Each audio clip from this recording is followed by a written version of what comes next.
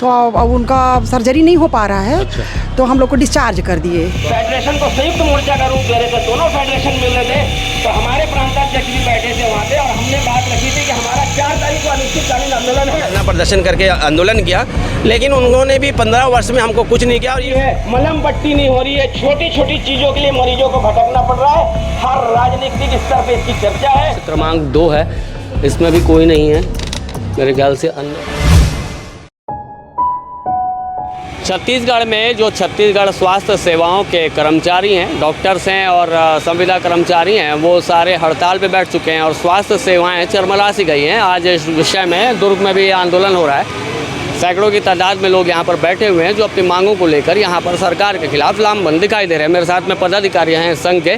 भैया अपना परिचय बताइएगा और आपकी मांग क्या है ये बताइएगा। सैयद असलम, प्रदेश महामंत्री, प्रदेश प्रवक्ता, छत्तीसगढ़ प्रदेश स्वास्थ्य कर्मचारी। छत्तीसगढ़ प्रदेश स्वास्थ्य कर्मचारी संघ के बैनर तले 24 सूत्रों की मांगों को लेकर पूरे प्रदेश में स्वास्थ्य कर्मचारी आंदोलनरत हैं। हम लोग कभी भी हड़ताल के पक्षधर नहीं हैं। हमने शासन को इसके पहले भी अवगत कराया था। धरना प्रदर्शन एक दिन के माध्यम से, ज्ञापन के माध्यम से शासन ने अवसर नहीं निकाला, तो इस कारण हम लोग मजबूर होकर आज रोड पर बैठे। हमारी प्रमुख मांग है केंद्र के समान केंद्रीय वेतनमान स्वास्थ्य विभाग के कर्मचारियों को दिया जाए। स्वास्थ्य विभाग के विभिन्न कैडरों में वेतन विसंगति व्याप्त है, उसको दूर की जाए। 13 महीना का वेतन स्वास्थ्य विभाग के कर्मचारियों को पुलिस विभाग के भांति 1 कैलेंडर वर्ष में दिया जाए। नर्सिंग की धुलाई भत्ता जो वर्तमान में 70 रुपये है, उसको प्रति माह 500 रुपया किया जाए। 70 रुपये जो धुलाई भत्ता है वो 1973 से है, उसमें कोई संशोधन नहीं किया। रेडियोग्राफर का रेडिएशन भत्ता 50 रुपये है, वो रेडिएशन झेलता है, उसका रेडिएशन भत्ता का सुधार किया जाए। जीवनदीप के कर्मचारी, संविदा के कर्मचारी और अनियमित जो कर्मचारी स्वास्थ्य विभाग में हैं उनको नियमित किया जाए। ऐसी 24 सूत्री मांगे हैं। भाई साहब, ये जो मांगे बता रहे हैं, कितने समय से आप लोग सरकार से ये सब मांगे रख रहे हैं और किस सरकार ने आपके लिए थोड़ा बहुत काम किया, किसने कभी कुछ नहीं किया, इसके बारे में बताइए। देखिए, वर्ष 2000 में छत्तीसगढ़ राज्य का गठन हुआ था। उसके बाद माननीय स्वर्गीय अजीत जोगी जी मुख्यमंत्री बने इस प्रदेश के। 3 साल का कार्यकाल रहा, उन्होंने भी कुछ काम नहीं किया। और उसके बाद माननीय रमन सिंह जी की सरकार आई और भाजपा की 15 वर्ष उन्होंने सत्ता में रहा। और हर वर्ष हम लोग ने इंटाइटल 1 दिन का अवकाश लेके धरना प्रदर्शन करके आंदोलन किया, लेकिन उन्होंने भी 15 वर्ष में हमको कुछ नहीं किया। और ये सरकार ने अपने घोषणा पत्र में कहा था कि स्वास्थ्य विभाग के संविदा कर्मचारियों को नियमित करेंगे और वेतन विसंगति दूर करेंगे, तो इनका भी 4.5 साल गुजर गया। आपने अभी आपका भाषण में सुन रहा था, उसमें आप कह रहे थे कि स्वास्थ्य सेवाएं चरमराई हुई हैं। क्या क्या अनियमितता है, आप थोड़ा बताएंगे ताकि सरकार को भी समझ में आए कि जो ये बिल्डिंग इंफ्रास्ट्रक्चर खड़ा करते हैं उसके पीछे का जो सीन है वो क्या होता है। देखिए, सरकार इसके पीछे का सीन बिल्कुल नहीं जानती कि एक स्टाफ नर्स का जो क्राइटेरिया है कि एक वार्ड में 5 मरीज के पीछे 1 स्टाफ नर्स।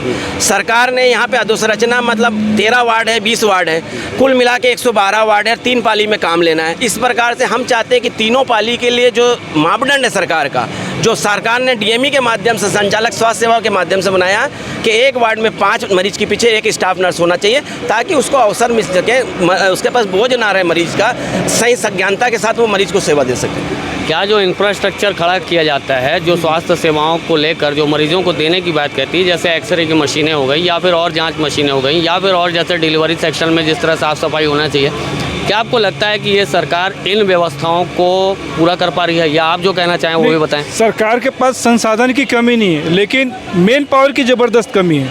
यहाँ पे भाई सैयद असलम ने बताया ना, प्रति बेड जितना स्टाफ नर्स होना चाहिए, जितना वार्ड बाय वार्ड आया होना चाहिए, एक डॉक्टर होना चाहिए, उस नॉर्म के हिसाब से अभी भी मेन पावर की कमी देखी जा रही है, जिससे उसने काम करने में, जैसा एक डॉक्टर ज़्यादा से ज़्यादा 50 मरीज को देख पाता है, उसके बाद थोड़ा सा वो उसका जो कंसल्टेशन थोड़ा सा कम हो जाता है। वैसे स्टाफ नर्स ज़्यादा से ज़्यादा 5 या 6 मरीजों के बीच में अच्छे से अपनी सेवाएं को बहाल कर सकती हैं, लेकिन मेन पावर से जूझ रहा है। और ज़्यादातर कर्मचारियों पे सुविधा में रखे जा रहे हैं, कम पैसे में अधिक काम लेने की परंपरा जो सरकार चला रही है, ये बिल्कुल न्याय। डॉक्टरों को भगवान का रूप कहा जाता है, या मेडिकल स्वास्थ्य सेवाओं से जुड़े हुए जो भी हैं उन्हें भगवान का रूप तुल्य माना जाता है। अभी आप लोग हड़ताल पे बैठे हैं, अभी मान लीजिए किसी का एक्सीडेंट हो गया, एम्बुलेंस वाला उसके तक नहीं पहुंच पाया, अभी अंदर में मान लीजिए नर्सिंग स्टाफ नहीं है, डॉक्टर नहीं है, अभी कोई पैनिक सिचुएशन में यहाँ आ जाता है, उसके जीवन के लिए एक प्रकार से अगर खिलवाड़ नहीं करेंगे, इसको कहेंगे ना आप। इसके लिए कहना चाहूँगा, शासन प्रशासन की तरफ से और हमारे प्रबंधन, अस्पताल प्रबंधन की तरफ से वैकल्पिक व्यवस्था की गई है। कैजुअल्टी चालू है, लेबर का रूम चालू है जिसमें सीजर वगैरह हो रहा है अभी भी, और जो भी इमरजेंसी कैजुअल्टी स्टाफ चालू है, अभी बाहर से जो हड़ताल में नहीं गए हैं जो स्टाफ, उनकी ड्यूटी लगाई जाकर उनके लिए व्यवस्था की जा रही है। और एक बात और ये करना चाहूँगा कि जैसे आपने पूछा कि यहाँ पर संसाधन की कमी के बारे में, हमारा 300 बिस्तर का अस्पताल हुआ करता था आज से 20 साल पहले। उसमें जो सेटअप था उसी के नाम के हिसाब से अभी यहाँ पर स्टाफ हैं, और अभी हमारे यहाँ का अस्पताल का बिस्तर हो गया 630 बिस्तर का। अब आप ही सोचिए 630 बिस्तर होने के बावजूद उसी सेटअप में काम चल रहा है, तो कहाँ से काम सुचारू रूप से संचालित होगा, आप बताइए।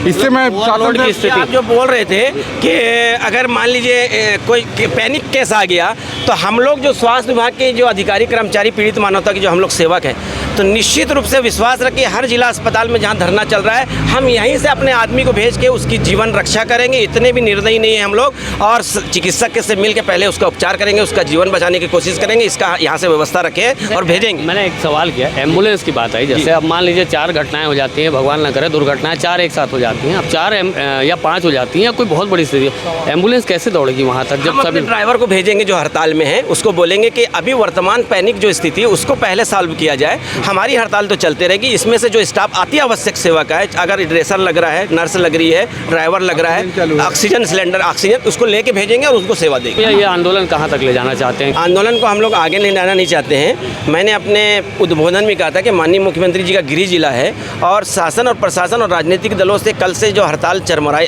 के कारण जो व्यवस्था चरवाई है, इसकी खबर मुख्यमंत्री जी को भी, और मुख्यमंत्री प्रदेश के संवेदनशील मुख्यमंत्री हैं। सभी सोमवार को कुछ ना कुछ उन्होंने दिया है।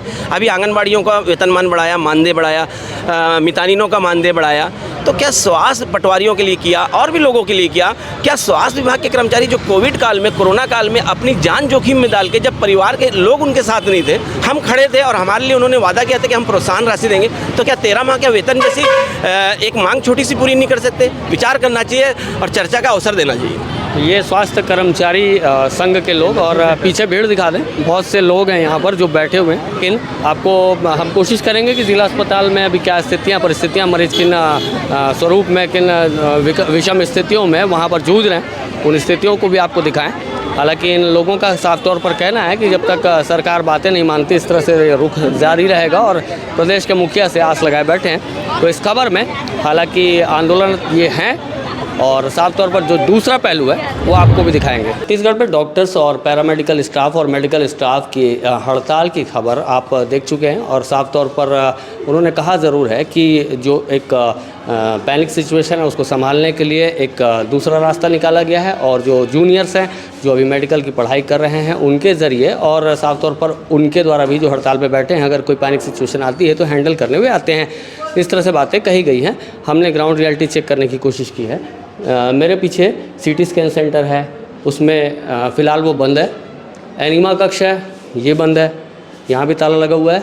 आपका एक्सरे कक्ष है, इस पर ये बंद हुआ है, बाहर से कुंडी लगी हुई है। और आपको और कक्ष दिखा दूँ, यहाँ पर पैरामेडिकल स्टाफ सामने दिख रहा है। एक्सरे कक्ष क्रमांक 2 है, इसमें भी कोई नहीं है, मेरे ख्याल से अंदर कोई नहीं है, कोई नहीं है। एक्सरे कक्ष है, और एक्सरे कक्ष पंजीयन कक्ष है, यहाँ भी कोई नहीं है।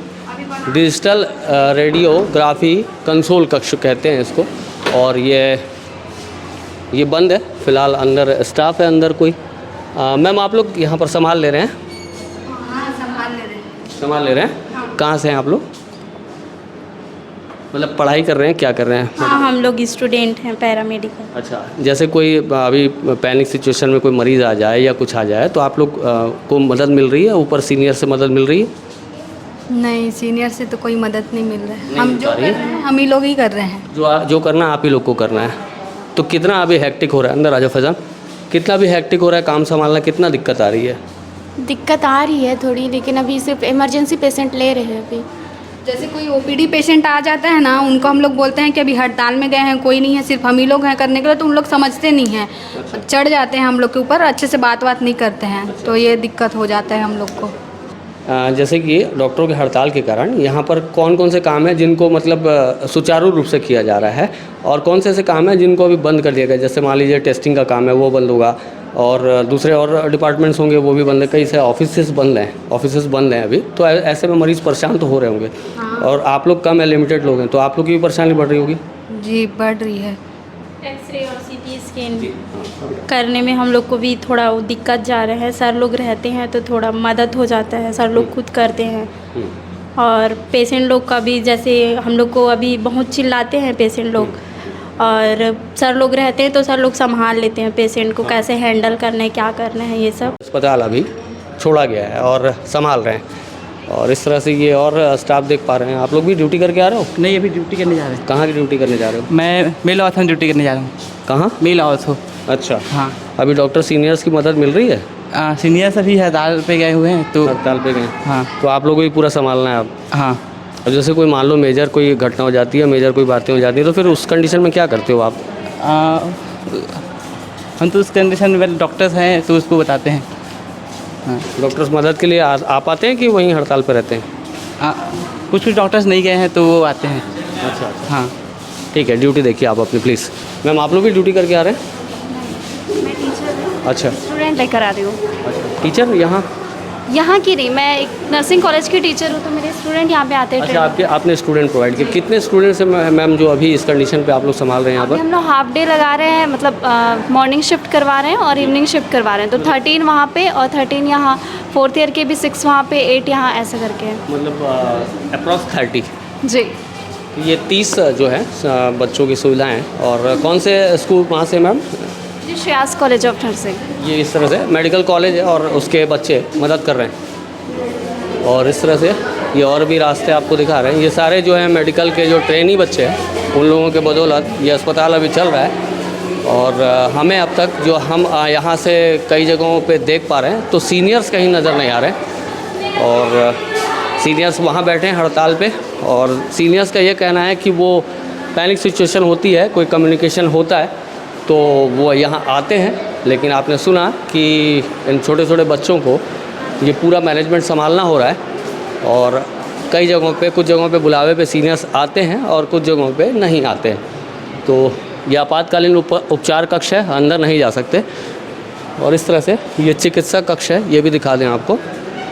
यहाँ मरीज़ बैठे हुए हैं, और ये अंदर में डॉक्टर साहब वगैरह बैठे हुए हैं यहाँ पर, और जो जूनियर्स हैं वो भी बैठे हुए हैं। इन्होंने ड्यूटी संभाली हुई है अपने, मरीज़ चेक कर रहे हैं यहाँ पर। और इसी तरह से बाकी और अस्पताल के नज़ारे भी आपको दिखा दें। ये अस्पताल का गेट है, यहाँ पर पुलिस सिक्योरिटी दी हुई है, मरीज़ों का आना जाना लगा हुआ है। हालांकि कई लोगों को ये पता चला कि आज डॉक्टरों की हड़ताल है, तो बहुत सारे मरीज़ चाह कर भी हो सकता है यहाँ तक नहीं पहुँचे हों।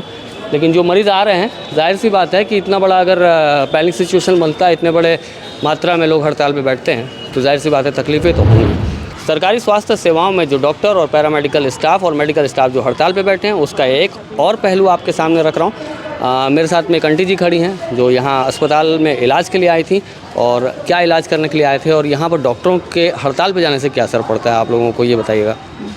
नहीं, यहाँ हम लोग ना मेरी सास को लेके आए थे, उनका कमर में फ्रैक्चर हो गया है, तो उसको दिखाने के लिए आए थे। कल तो एडमिट किए, लेकिन आज यहाँ कोई स्टाफ, नर्स वाली कोई स्टाफ ही नहीं है, तो अब उनका सर्जरी नहीं हो पा रहा है। अच्छा।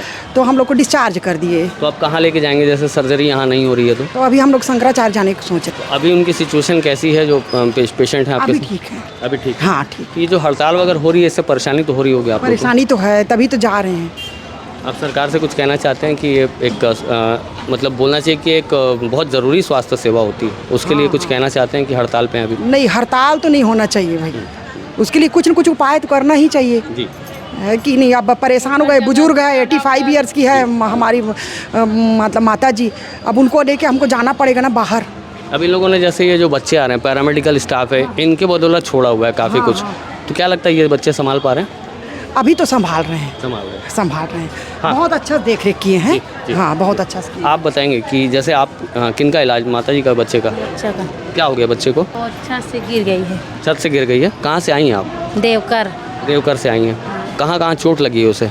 वो हाथ में और पैर में थोड़ा खरोचा है, बाकी सब ठीक है। बाकी सब ठीक। यहाँ लेकर आई हैं, फिर अभी पता चला आपको हड़ताल है, तो फिर कैसे करेंगे आपका इलाज? हो गई, हम लोग को छुट्टी मिल गई। इलाज हो गया?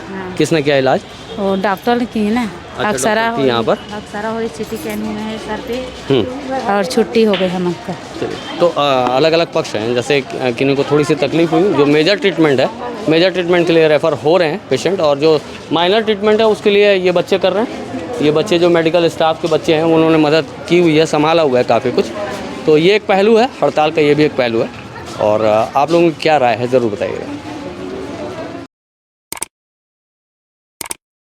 न्यू वीडियोस के अपडेट पाने के लिए सब्सक्राइब करें केपी न्यूज़ को और बेल आइकन को दबाएं।